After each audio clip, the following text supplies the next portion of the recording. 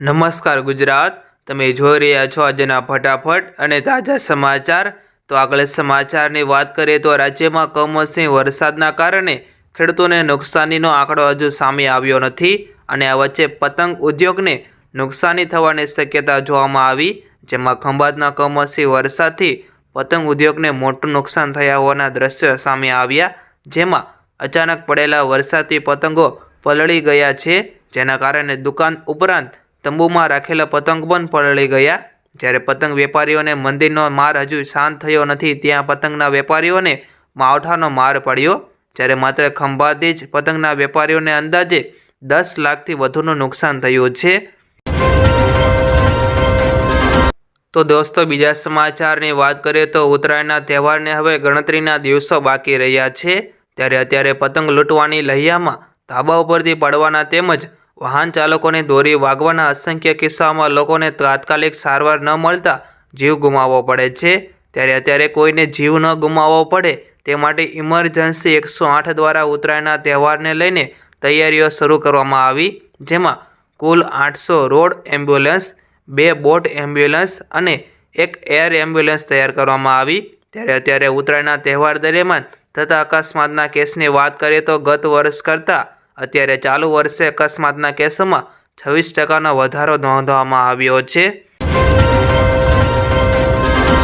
તો Gujarat global vibrant summit 2024માં ગઈકાલે પ્રધાનમંત્રી મોદી દ્વારા સંબોધન કરવામાં આવ્યું, જેમાં સંબોધનની શરૂઆતમાં પીએમ મોદીએ 2024ના વર્ષની શુભકામના પાઠવી હતી અને પ્રધાનમંત્રીએ પોતાના સંબોધનની શરૂઆત કરતાં કહ્યું કે આ નજીકના ભૂતકાળમાં ભારતના આઝાદીના 75 વર્ષ પૂરા થયા છે। વધુમાં તેમણે કહ્યું કે અમૃતકાળમાં પડેલી આ વાઇબ્રન્ટ સમિટ છે અને પ્રધાનમંત્રીએ આવેલા મહેમાનોનું ગઈકાલે સ્વાગત કર્યું અને સ્વાગત કરતાં કહ્યું કે યુએઈના રાષ્ટ્રપતિનું આયોજનમાં આવવું અત્યારે ખૂબ જ ખુશીની વાત છે, તેમજ ભારત અને યુએઈ વચ્ચે આત્મીયતા સંબંધ પણ છે।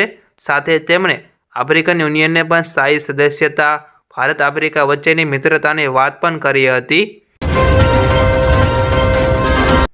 તો અમદાવાદમાં એમસી દ્વારા રિવરફ્રન્ટ ખાતે દર વર્ષે જેમ ચાલુ વર્ષે પણ કરોડો રૂપિયાના ખર્ચે ફ્લાવર શોનું આયોજન કરવામાં આવ્યું હતું, ત્યારે ફ્લાવર શોમાં અને આકર્ષક સ્કલ્પચર પણ બનાવવામાં આવ્યા હતા। જ્યારે એમસી દ્વારા જ આયોજન કરેલ ફ્લાવર શોએ રેકોર્ડ બનાવ્યો, જેમાં લોંગેસ્ટ ફ્લાવર સ્ટ્રક્ચર માટે અમદાવાદ ફ્લાવર શોને ગિનિસ વર્લ્ડ રેકોર્ડમાં સ્થાન મળ્યું। અગાઉ આ રેકોર્ડ છે તે 166 મીટરના ચીનના નામે હતો। ત્યારે 31 ડિસેમ્બરથી 15 જાન્યુઆરી સુધી ચાલનારા ફ્લાવર શોમાં 11 દિવસમાં કુલ 5,73,000થી વધુ ટિકિટનું વેચાણ પણ થયું હતું। તો ભારત અને અફઘાનિસ્તાન વચ્ચે 3 મેચની T20 સિરીઝ આજે શરૂ થવા જઈ રહી છે, ત્યારે આ સિરીઝનો પહેલો મેચ માહોલીમાં રમાશે અને આ સિરીઝની સાથે ટીમ ઇન્ડિયાના 2 સૌથી મોટા સ્ટાર રોહિત શર્મા અને વિરાટ કોહલી કે જે બંને 1 વર્ષથી પણ વધુ સમય બાદ T20 ઇન્ટરનેશનલ મેચ રમવા માટે પરત ફરી રહ્યા છે। જોકે ફેન્સને પહેલા T20માં રોહિત શર્માને રમતો જોવા મોકો મળશે, કારણ કે વિરાટ કોહલી આ મેચ રમી રહ્યા નથી। જ્યારે ટીમના કોચ રાહુલ દ્રવિડે મેચના 1 દિવસ પહેલાં આ જાણકારી ગઈકાલે આપી હતી। તો પ્રધાનમંત્રી કિસાન સન્માન નિધિ દરેક ખેડૂતોને લાભ આપવામાં આવી રહ્યો છે, ત્યારે અત્યારે 1 વર્ષમાં ખેડૂતોને 6,000 રૂપિયા આપવામાં આવ્યા। તેવામાં હાલ એવા વાત ચાલી રહી છે કે મોદી સરકાર મહિલા ખેડૂતો માટે બમ્પર સ્કીમ લાવવા જઈ રહી છે, જેમાં લોકસભા ચૂંટણીને કારણે અસામાન્ય બજેટ નહીં પરંતુ વચગાળાનું બજેટ હશે, જેમાં ચૂંટણી વર્ષનું બજેટ હોવાથી તમામની નજર તેના ઉપર રહેશે અને દર વખતની જેમ આ વખતે પણ નોકરિયાત વર્ગને બજેટ પાસેથી ઘણી અપેક્ષાઓ પણ રાખી છે અને એવામાં હાલ એવા અહેવાલો મળી રહ્યા છે કે મોદી સરકાર જમીનની માલિકી ધરાવતી મહિલા ખેડૂતોને પ્રધાનમંત્રી કિસાન સન્માન નિધિની રકમ બમણી કરી શકે છે અને આ વાત છે કે બજેટમાં જ આપણને ખબર પડશે, એ જોવાનું બાકી રહ્યું। તો વાઇબ્રન્ટ ગુજરાત ગ્લોબલ સમિટ 2024માં એશિયાના સૌથી અમીર વ્યક્તિ અને રિલાયન્સ ઇન્ડસ્ટ્રીના ચેરમેન મુકેશ અંબાણીએ ગઈકાલે કહ્યું કે તેમની કંપની રિલાયન્સ આવનારા 10 વર્ષો સુધી રાજ્યમાં રોકાણ ચાલુ રાખશે અને 2030 સુધી ગુજરાતની કુલ ગ્રીન એનર્જી ખપતનો અડધો હિસ્સો તેમની કંપની દ્વારા ઉત્પાદિત કરવામાં આવશે। તેમજ રિલાયન્સ જીઓએ દુનિયાનો સૌથી તેજ 5Gનો રોલ આઉટ પણ પૂર્ણ કર્યો છે, જ્યારે અત્યારે AI ક્રાંતિની ગુજરાતમાં નોકરીઓ પેદા થશે, તેમજ રિલાયન્સ રિટેલ ગુજરાતમાં ગુણવત્તાપૂર્ણ પ્રોડક્ટર પણ લાવશે અને આ સિવાય કંપની ગુજરાતમાં સર્ક્યુલર ઇકોનોમી માટે ભારતનો પ્રથમ કાર્બન ફાઇબર પણ સ્થાપિત કરશે.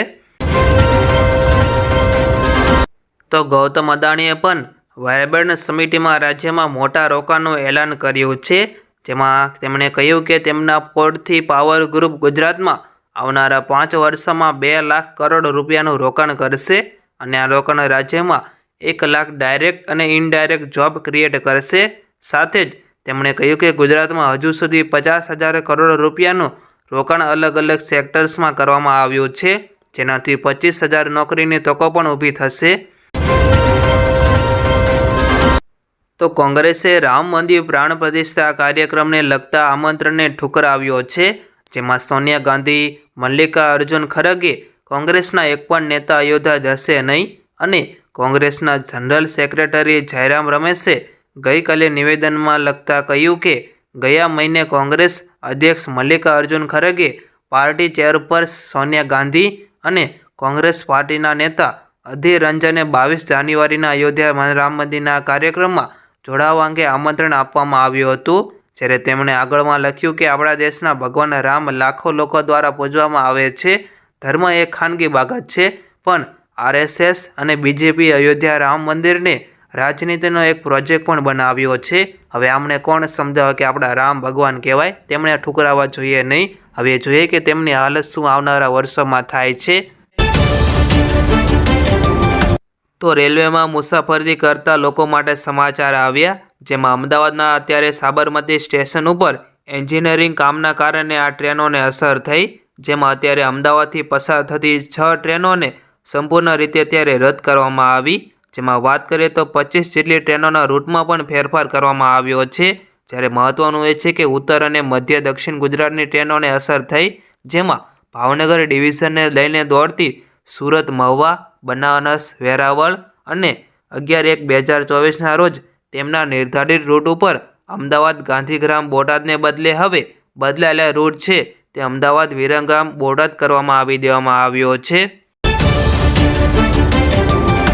તો સુરત જિલ્લા શિક્ષણ અધિકારીએ પરિપત્ર જાહેર કર્યો, જેમાં જિલ્લા શિક્ષણ અધિકારી દ્વારા તમામ સ્કૂલોને અત્યારે પરિપત્ર મારફતે જાણ કરી હતી કે બાળકોને શારીરિક શિક્ષા કરના સ્કૂલની માન્યતા રદ કરવામાં આવશે, તેમજ સ્કૂલમાં વિદ્યાર્થીઓને શારીરિક શિક્ષાની ફરિયાદ વધતા આ નિર્ણય લેવામાં આવ્યો. ત્યારે અત્યારે કોઈ પણ બાળકને શારીરિક શિક્ષા કે માનસિક ત્રાસ આપી શકાશે નહીં, જ્યારે આ બાબતે સુરત જિલ્લા શિક્ષણ અધિકારી દ્વારા જિલ્લાની તમામ ગ્રાન્ટેડ તેમજ નોન ગ્રાન્ટેડ પ્રાથમિક, માધ્યમિક અને ઉચ્ચતર માધ્યમિક શાળાઓને ઉદ્દેશીને આ પત્ર લખવામાં આવ્યો હતો. તો ગુજરાતીઓ માટે રાહતના સમાચાર આવ્યા, જેમાં રાજ્યમાં પેટ્રોલ ડીઝલના ભાવમાં રાહત મળી ગઈ. વાત કરીએ તો ઓઇલ માર્કેટિંગ કંપનીઓએ નવા ભાવ જાહેર કર્યા, જે મુજબ વાત કરીએ તો પેટ્રોલ અને ડીઝલના ભાવમાં 56 પૈસાનો ઘટાડો થયો છે. સાથે પાડોશી રાજ્ય મધ્યપ્રદેશમાં પણ 30 પૈસા અને ડીઝલના 28 પૈસા સસ્તું થયું. જોકે મહારાષ્ટ્રમાં પેટ્રોલ ડીઝલના ભાવમાં 52 પૈસાનો વધારો થયો છે. તો મુખ્યમંત્રી યોગી આદિત્યનાથે 22 જાન્યુઆરીએ ઉત્તર પ્રદેશમાં શૈક્ષણિક સંસ્થાઓમાં રજા જાહેર કરવા અત્યારે સૂચના આપી.